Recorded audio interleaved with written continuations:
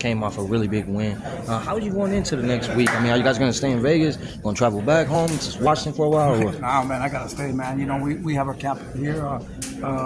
We're here ready to go. One more week, and we're super excited. We got a big fight. We're fighting a really, really tough fight. We're fighting David Morrell, undefeated fighter, two-time world champion. We're fighting for the WBO, the WBA, and the interim WBC. So super excited, man. David's in a hell of shape, you know, super motivated physically, mentally, and ready and excited for this fight, man. You know, it's a great fight. This was a great fight, so this other fight is going to be bigger, so we're super excited about that. Are you expecting the same kind of fight? I mean, all the way down to 12 rounds, or do you actually think David will get him out of there? Man, to be honest with you, we would love to take this guy out soon, but we're ready. We're ready to go to a war. We're ready to go 12 rounds, you know.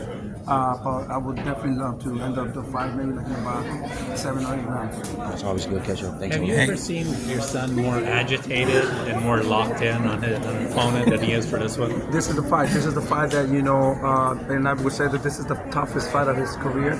And we got to be locked in, you know. We have everything to lose, nothing to gain, you know. I just heard that the WBC also, it made this mandatory to fight the winner of Better Beef and Be Bold. So that's another big motivation, you know, and so many different things. And we're fighting a fighter that's super dangerous, a fighter that left-hander, young, strong. But there's levels to this thing, man. You know, David's in another level, I believe, in my mind, in boxing, you know. Morales talking a lot of shit. He's even talking about, I always give him respect. I know he's a good fighter. We're not underestimating, but Morales saying that David's a robot, you know.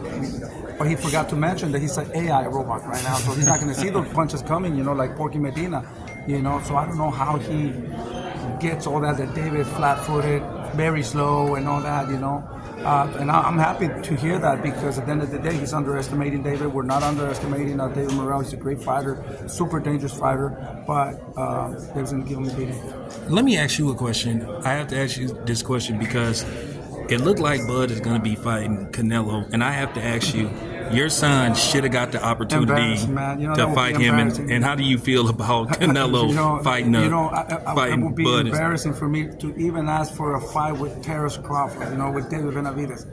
Come on, you know, it's embarrassing, you know. It's like me trying to go to fight Usyk. Come on, bro, you know. It's a big difference. Canelo's too big for Terence Crawford, you know. It's all about money. I think that Canelo does not need to fight for belts. He could go and do exhibitions and he'll make the same money that he's making, because at the end of the day, you know, he's Canelo. He's worked so hard and people will pay to go see him. But I just believe that he has fucking belts hostage, you know.